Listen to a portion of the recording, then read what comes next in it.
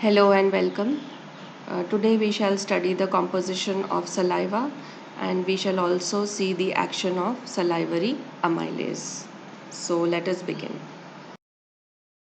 Now the volume of saliva secreted every day is around 1000 to 1500 ml and it is approximately 1 ml per minute. The contribution by each salivary gland is as follows. The parotid glands secrete around 25% of the total volume. The submandibular gland secretes 70%, whereas the sublingual gland secrete the 5%. So the major saliva secreting gland is the submandibular gland in human beings. Now the reaction mixture of saliva of all the glands is together is slightly acidic with a pH of 6.35 to 6.85. The specific gravity ranges from between 1.002 to 1.012. Now let us look at the composition of saliva. As you can see here, 99.5% is water and 0.5% is solids.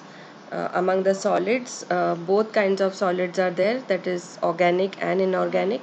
60% is organic solids, whereas the 40% is comprised of inorganic solids. The organic solids include mucin, alpha amylase, lysozyme, lipase, and the inorganic solids include sodium, potassium, calcium, magnesium, chloride, phosphate, bicarbonate, thiocyanate, and sulfate. There are two major classes of functions of saliva. One is the protection of oral and perioral tissues. So let us see what are the protective functions. This includes lubrication, dilution of sugars after food and drink intake, antimicrobial and cleansing activity, degrading some bacterial cell walls, and inhibiting bacterial growth due to the presence of lysozymes, buffering or neutralizing acid production and controlling plaque pH with bicarbonate, remineralization of enamel with calcium and phosphates, and tissue repair. So these are all the protection of oral and perioral tissue function. Now let us look at the second category of function. It includes facilitating eating and speech. So the food preparation, enhancing chewing, and clearing of food residues and swallowing. These are related to the facilitating of eating. It includes digestion, food breakdown with enzymes, enhancing the taste, and enabling speech by lubricating the movement of oral tissue. So these are the various functions of saliva. Now, when the salivary pH or the plaque pH is below a critical value of about 5.5, the saliva or plaque becomes unsaturated with respect to the tooth mineral. So, as a result, the tooth enamel begins to dissolve.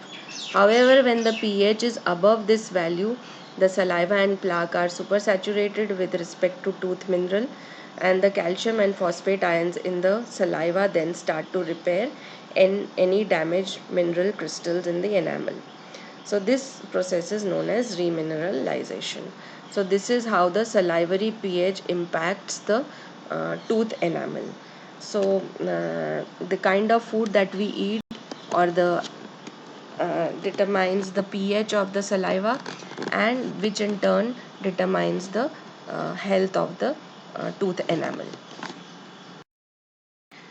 The second important component of saliva is the mucin. They constitute the major proteins of saliva, and the salivary mucins exist in two forms, that is Mg1 and Mg2. Both are glycoproteins. They contain negatively charged groups such as sialic acid and sulfate. These are hydrophilic and they trap water, resulting in high elasticity. The oligosaccharide residue bind to the bacterial proteins, preventing them from adhering to the soft tissue and the enamel. So this is how the mucins protect our tooth from bacterial action of decay. Now we come to the sample collection and what is the necessity for carrying out sample collection of saliva. So as you can see, for collection of saliva we need deionized water, we need clean and dry test tubes or a beaker, and we need a funnel. So first you have to rinse your mouth with deionized or demineralized water, and then take in 10 ml of water and move it in the mouth and keep it in the mouth for 2 minutes. Collect the secretions in a dry clean test tube in this fashion. Now, after collecting the sample, generally the sample goes for biochemical and microbiological examinations of salivary secretion, and in biochemical examination we carry out the study of composition of saliva to see which are the various inorganic and organic constituents, and we also check the amylase activity on starch. This is the slide which contains the importance of saliva as a sample, as salivary secretions have various markers for various pathological conditions which are given in this small table. The diseases include autoimmune diseases, Sjorgen syndrome, multiple sclerosis, sarcoidosis, bone turnover marker. Salivary samples also contain markers for cardiovascular diseases, for dental caries and periodontal diseases, and diseases of adrenal cortex. So this is a developing area in which the salivary secretions are extremely important as they have various markers. The physical characteristics of saliva include volume, which we have already done, 800 to 1000 ml per day. It is odorless, colorless, slightly acidic, and the specific gravity is 1.00 to 1.008. Now we'll begin with the chemical characteristics of saliva. So the first test that we perform is the test for mucin. Mucin is a mucopolysaccharide. So for this we need 2 ml of the saliva. To it we add 1 drop of acetic acid, 1% acetic acid drop by drop in the test tube, and we see a thread like precipitate. It is a very in mild concentrations, although in this tube, because I've enlarged, you can see a thick concentration, but it is very mild, so you have to carefully observe. And this thread like appearance indicates the presence of mucin in saliva. The second test that we perform is the Molish test, and this Molish test is also to check the presence of mucin. Mucin being a polysaccharide, it will give the Molish test. So for this we need to take 1 ml of saliva. To it we add 2 drops of thymol reagent and mix and add 1 ml of concentrated H2SO4 from the side of the test tube. This we have to do by keeping the test tube in slanting position, and the tube should not be shaken or mixed. So sugar plus concentrated H2SO4 undergoes strong dehydration, which leads to the formation of hydroxymethyl furfural, and then this furfural will condense with the thymol, and there is a formation of blue purple colored ring at the junction of the two solutions. So this is the saliva and this is the concentrated H2SO4, and at the junction you can see a brown purple ring. If you add too much of concentrated H2SO4 at a high speed, then this ring will be totally brown or black in color, uh, which indicates that there is caramelization of the carbohydrate. The purple and brown colored ring, which is formed at the junction of two solutions, indicates the presence of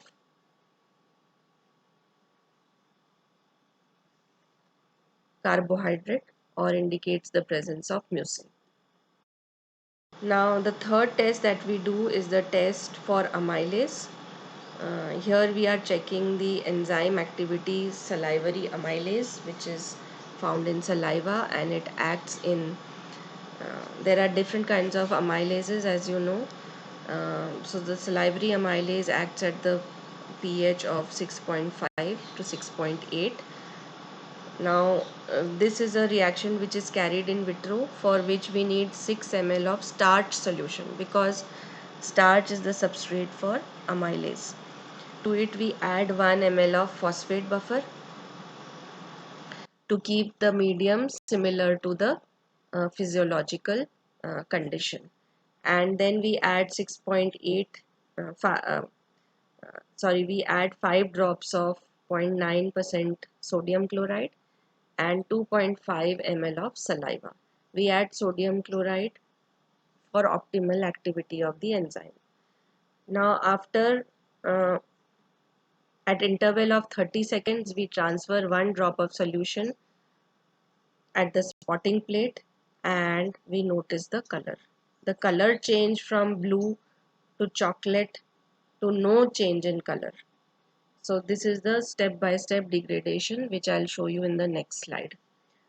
Uh, the amylase activity is gradually degrading the starch, and this will be indicated by the reaction of iodine with the various degraded product of starch. So the starch is the substrate for amylase, which is hydrolyzed to maltose by it through step-by-step degradation. This is what we get to see by carrying out this simple, beautiful experiment. Now this is the colored tile, and here we have uh, placed drops of iodine, as you can see here. So we can make these small drops, and we have numbered them. Now at the beginning of the experiment, before we add saliva to the starch buffer mixture, we just make the starch react with with iodine, and then after every 30 seconds we add the solution. So let us see how it looks. Now here this is the actual tile. You can see here that this is the first drop before adding saliva, which means there is no amylase here, so it is blue in color. Now after adding amylase, or after adding saliva to the test tube, after every 30 seconds there is a change in color. So you can see this change in color, there is degradation, and we reach here till the end where there is no change in color.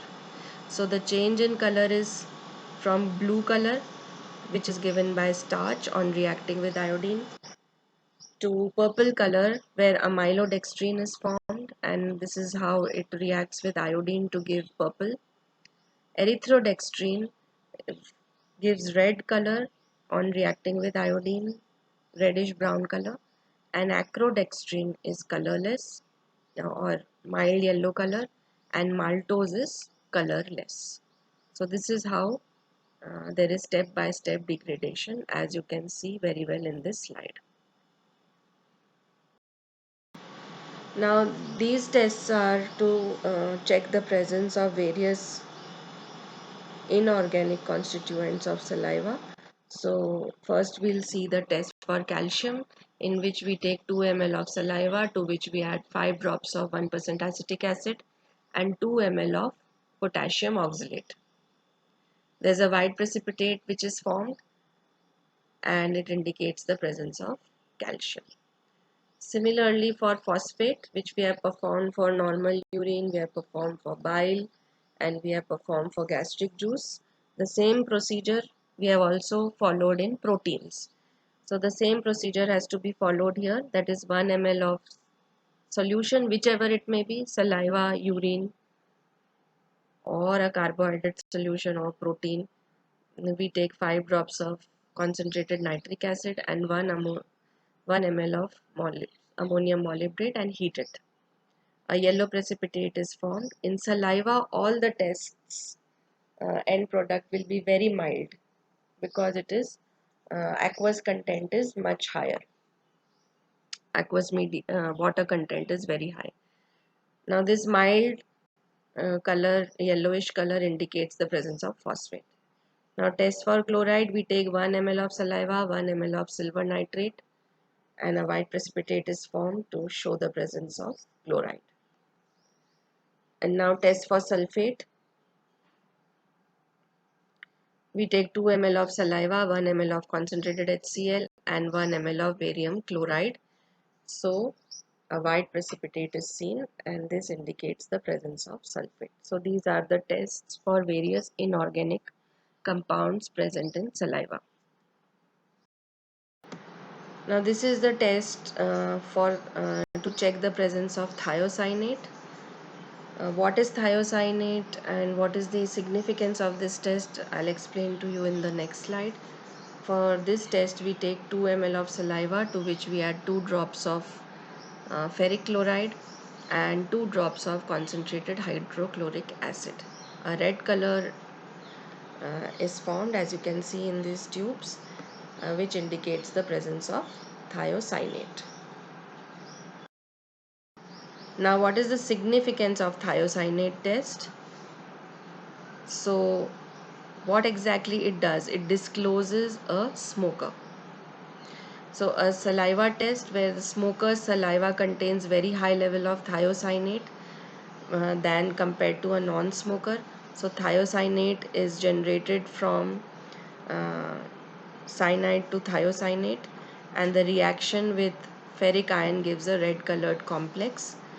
This is also excreted as nicotine in urine. Minor tobacco alkaloids in urine such as cotinine, nornicotine and anatabine and anabasine are also excreted in urine, which are all tobacco alkaloids. So all these tests are extremely important to disclose a smoker, especially chronic smokers. Now we'll discuss the enzymatic hydrolysis of starch again and just see how you have to draw the colored diagram. So you take iodine and make some 15 to 20 drops like this. This is a step-by-step hydrolysis of starch. So when starch reacts with iodine, it gives blue color. And the moment you add the salivary sample to it, the amylase enzyme starts acting on it, and it gives, after 30 seconds, when you make it react with iodine, there will be change in color, which is blue. Then you add, after 30 seconds, again you make it react with iodine, and you get a reddish violet color. So this is the erythrodextrin, and then you make it react after every 30 seconds with iodine and you get different colors starting from violet, blue, reddish violet, brown to no change in color. So there is step-by-step degradation of starch to amylodextrin, to erythrodextrin, to acrodextrin, to maltose. So maltose is the end product of amylase um, on hydrolyzing starch, which gives no color with iodine. Now, what is achromic point and achromic period? So, when you are carrying out the step-by-step degradation of starch with salivary amylase, you will reach a point where the starch is no more reacting with iodine. So that total period, that total time taken is known as achromic period. See, after every 30 or 40 seconds, you make your sample react with iodine after adding your salivary sample. So there will be gradual degradation of the starch, which you can see whenever it reacts with iodine. There will be a period when there will be no reaction with iodine. So this period, this total period, it may be of 3 minutes, 2 minutes or 4 minutes. So that total period in seconds is known as achromic period. So achromic period therefore is the time required for complete digestion of starch, and in this case It is 390 seconds in the current sample. Now achromic point is that point at which there is no color change. So it is that particular point. It is at this point. So the point in time during which the action of amylase on starch, there is no color obtained. This is known as the achromic point. So thank you for watching. Stay strong, stay healthy, stay positive, and stay safe.